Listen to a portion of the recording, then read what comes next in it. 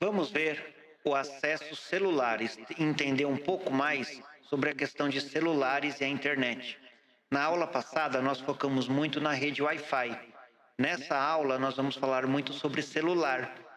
Ele evoluiu por meio de gerações.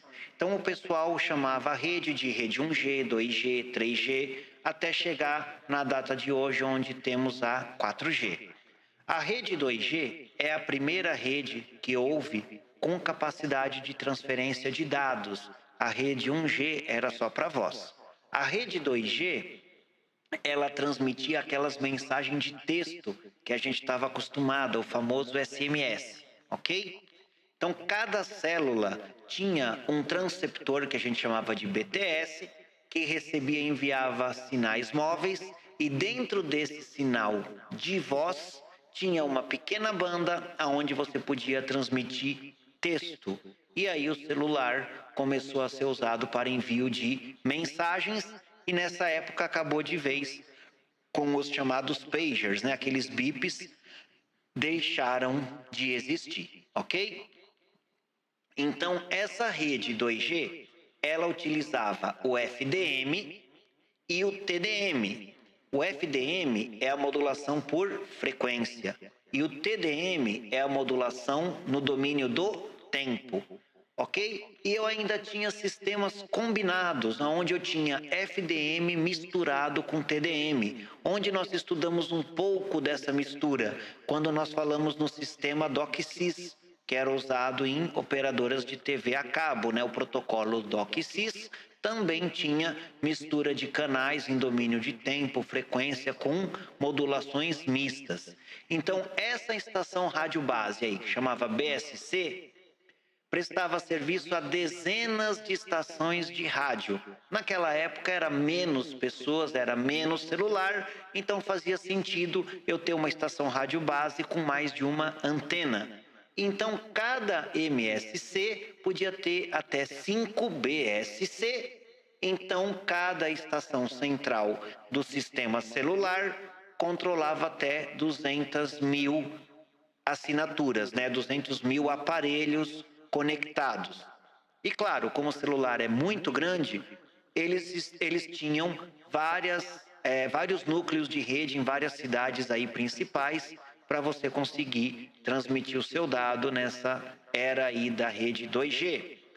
Mas a necessidade foi muito maior. O celular cresceu demais e as pessoas queriam acessar a internet com o celular com velocidade. Não dava mais para ficar transmitindo dado por aquela camada que foi feita para transmitir mensagens de texto. Então, cada antena de celular virou a sua estação rádio base, sem compartilhar a antena, porque você tinha muito mais processamento para fazer. Essa rede, que já foi a rede 3G, foi a rede que realmente trouxe a internet para dentro dos nossos dispositivos com uma boa velocidade. Só que é um pouco confuso essa questão de rede 3G, porque os protocolos estavam muito misturados. Eu tinha operadora TDM, eu tinha operadora usando CSMA, um aparelho TDM não falava com FDM, então eu tinha uma operadora que tinha um aparelho separado, e aí eu comecei a ter várias melhorias, né, do ponto de vista de protocolos e equipamentos, e aí começou a ter umas nomenclaturas mais estranhas, né? Por exemplo, 2.5G é a rede 2 que foi modernizada, mas não chegou na 3. Aí eu tenho a rede 3.5G, né? A rede 3G+. Então, essa parte da rede 3G, como o crescimento foi muito rápido, começou a ter um problema sério para as operadoras controlarem a sua infraestrutura. Então decidiu-se unificar o padrão de transmissão para o CSMA-CD, que nós já vimos aí na parte de rede Wi-Fi, porque ele permite que eu faça sobrecarga, ou seja, eu posso pendurar muitos clientes na minha antena. Então a rede 3G, que tem o seu núcleo de rede, vai conectar as redes de rádio, né? Celular é rádio, por meio da internet comum pública de fibra ótica, por meio das antenas, e também vai ter que falar com o sistema de voz convencional, porque eu ainda tenho telefone fixo em alguns lugares, não é verdade? Então, o método para usar o serviço 3G é evidente, né? Ele simplesmente pegou o núcleo da rede, levou ele totalmente para o digital e fez interfaces para funcionar em paralelo com a rede de voz. Então, abandonou aquela questão de redes analógicas. A rede 3G, então, ela é uma rede já totalmente digital, aonde eu tenho o suporte do GPRS, que são roteadores de borda que fazem a conversão do meu padrão de rede 3G com os padrões de rede mais antigo.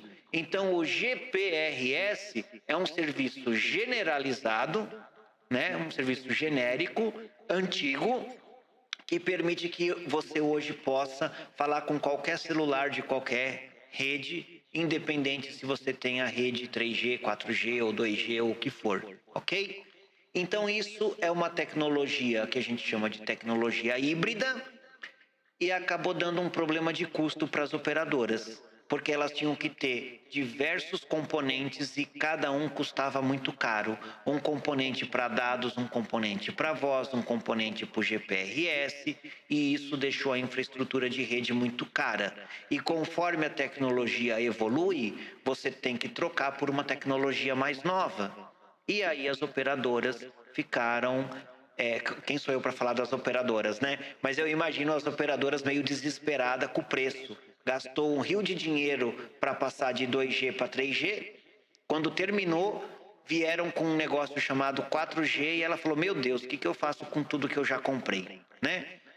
A rede 3G, então, ainda se mantém em vários lugares, não é? Não são todas as cidades que têm 4G. A rede 3G vai ter o seu roteador de rádio, que vai conectar com um MSC. Esse MSC vai falar com o roteador de borda para a rede telefônica pública e fazer a interface com o sistema de voz. Eu tenho o SGSN, que vai fazer a conexão de dados.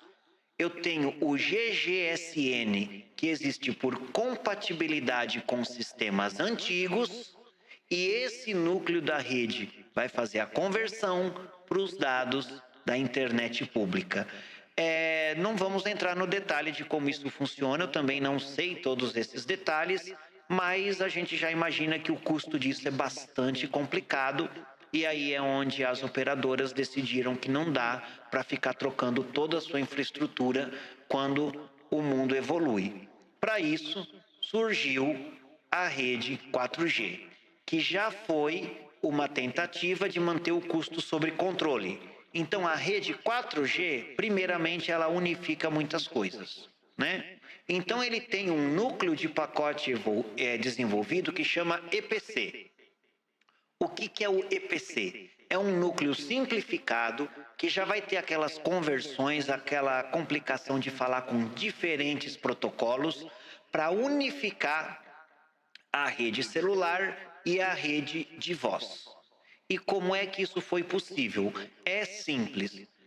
Tecnicamente falando, a rede de voz analógica não existe mais. Se você tiver um aparelho de telefone antigo, ele vai até a central de telefone, ele é digitalizado e vira IP e ponto final. Então, toda ligação de telefone hoje é transmitida digitalmente, porque aí você não tem que ficar convertendo milhares de coisas. Transforma para digital e vai tudo pela rede IP. Então, a rede 4G, ela é uma rede IP. Mesmo que você não use um equipamento IP, vai ser convertido para IP e tudo vai andar no protocolo da Ethernet, com o TCP/IP, com as camadas de rede, com enlace, por aí vai, ok? Então, uma tarefa super importante do EPC é controlar todos esses recursos da rede e converter tudo para protocolo digital de rede. Então, eu continuo conseguindo falar com redes antigas, só que agora a rede antiga ela é considerada uma rede obsoleta e ela vai ser convertida para pacotes de rede. Segunda grande melhoria é a questão do rádio. Poxa vida, Eu estou usando CSMA, estou usando TDMA, FDM, mudei meu protocolo de rede, eu tenho que jogar tudo fora e comprar rádio novo, antena nova, não tem quem aguente. Então ele vai usar uma combinação de frequência, ele vai usar uma modulação conhecida como OFDM, que é mais complexa que o CDMA, então custa mais caro, porém ela é genérica, né? O LTE é uma rede para longo tempo de uso, né? Long term. Então é uma rede para ser funcional por muitos anos, porque os parâmetros de modulação podem ser atualizados todos por software. Então cada nó vai ser intervalo de tempo de meio segundo até menor, você vai configurar todos esses parâmetros por software e o melhor, se tiver uma inteligência artificial que pode otimizar as modulações e os parâmetros, isso já vai ser compatível. Hoje, o ser humano tem que configurar tudo isso. O desejo é que no futuro isso possa ser controlado por uma inteligência artificial, né? Então ainda não existe, mas o mundo caminha para essa tendência, né? Dos parâmetros de rede LTE ser configurado automaticamente por uma inteligência artificial, ok? Então eu tenho antenas sofisticadas com saídas múltiplas, então eles pensaram logo num tiro de canhão para não ter que ficar mudando o rádio toda hora. Então foi muito caro colocar o 4G para funcionar, mas agora ele deve usar por um bom tempo, porque ele pode ser atualizado.